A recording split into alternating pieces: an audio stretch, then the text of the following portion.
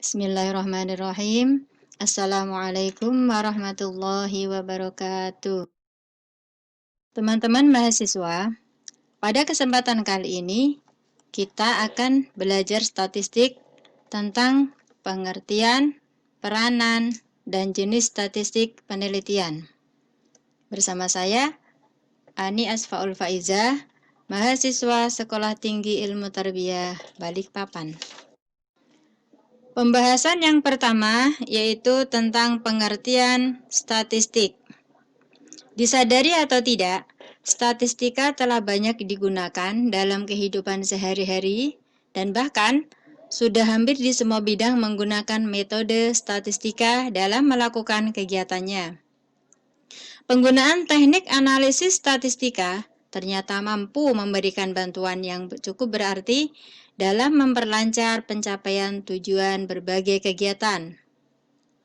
Dalam kegiatan penelitian, baik untuk kepentingan ekonomi, akademik, maupun untuk pengambilan keputusan manajemen misalnya, metode statistika mampu memberikan gambaran persoalan yang diteliti dan bahkan mampu memberikan prediksi dan rekomendasi terhadap kondisi-kondisi yang mungkin muncul yang berkaitan dengan masalah yang dihadapi.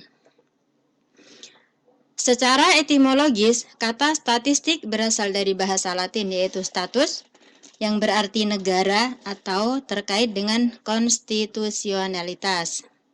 Sedangkan secara umum, statistik banyak digunakan dalam studi di berbagai bidang, seperti ekonomi, bisnis, manufaktur, pemasaran, dan lainnya.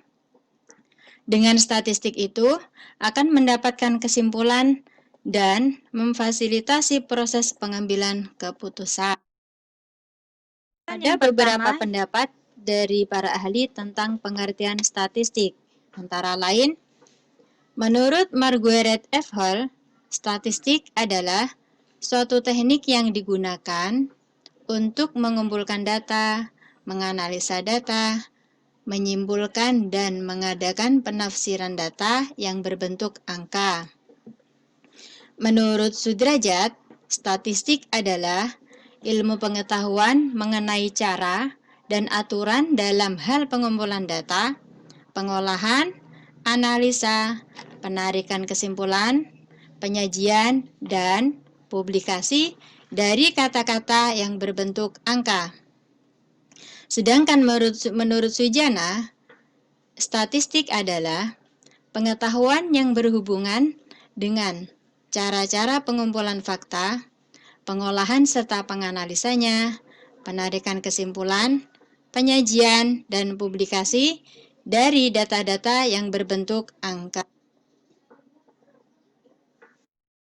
Dari pengertian tersebut, dapat disimpulkan bahwa statistik adalah kumpulan data dalam bentuk angka maupun bukan angka yang disusun dalam bentuk tabel atau daftar atau diagram yang menggambarkan dan berkaitan dengan suatu masalah tertentu.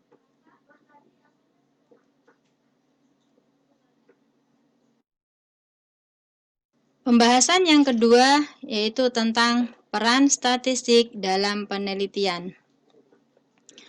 Menurut Sugiono dalam buku Statistika untuk Penelitian, peran statistik dalam penelitian berfungsi sebagai alat untuk menghitung besarnya anggota sampel yang diambil dari suatu populasi.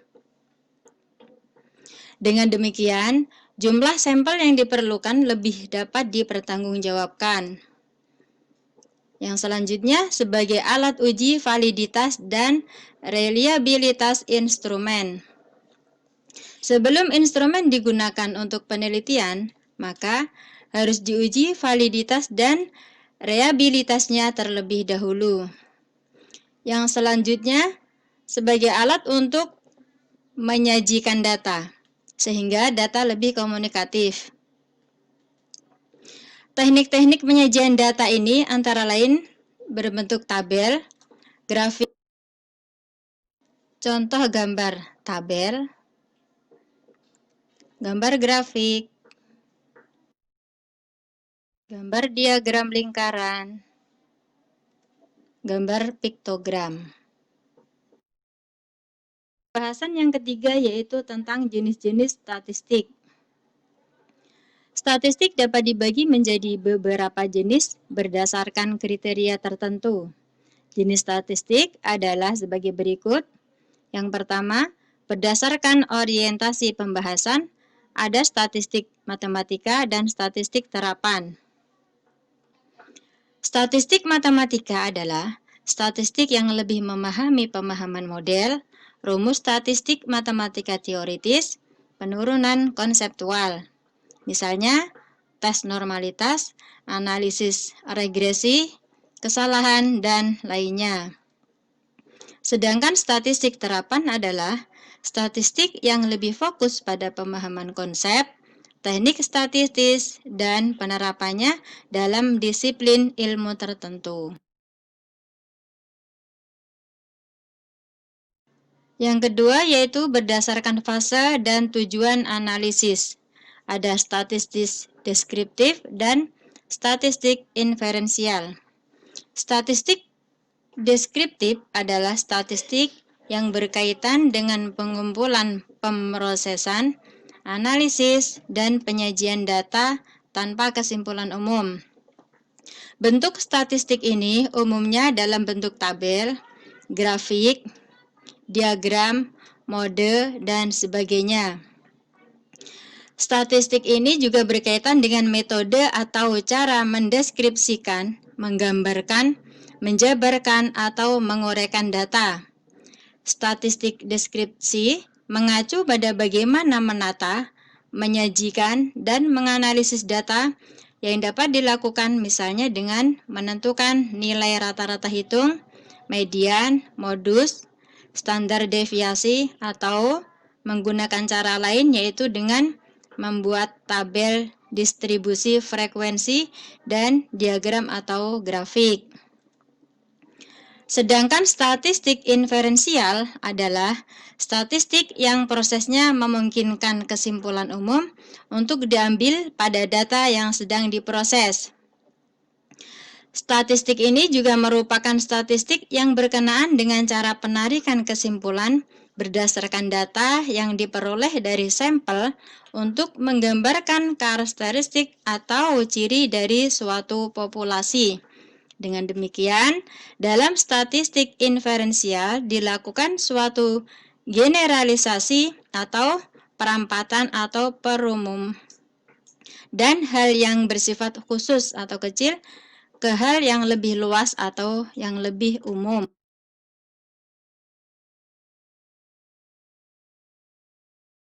Yang ketiga yaitu berdasarkan asumsi distribusi populasi data. Ada statistik parametrik dan statistik non-parametrik. Statistik parametrik adalah statistik berdasarkan model distribusi normal.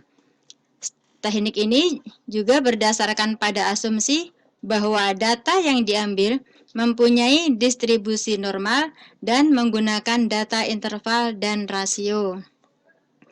Sedangkan statistik non-parametrik adalah statistik yang dilakukan dengan metode distribusi gratis atau tidak berdasarkan model distribusi normal.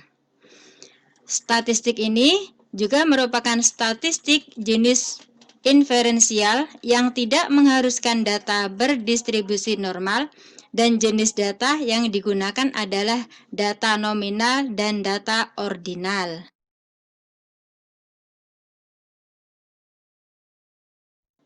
Yang keempat, berdasarkan jumlah variabel terikat. Ada statistik univariat dan statistik multivariat.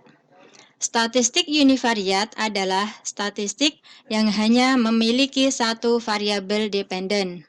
Sedangkan statistik multivariat adalah statistik yang memiliki lebih dari satu variabel dependen. Statistik ini merupakan objek kajian pada statistika yang mempelajari. Kajian ini adalah analisis korelasi dan analisis regresi untuk dua variabel. Prinsip yang sama kemudian dikembangkan untuk lebih dari dua variabel. Demikian pembahasan kali ini, kurang lebihnya mohon maaf. Wallahul muwaffiq ila aqwamit thoriq. Wassalamualaikum warahmatullahi wabarakatuh.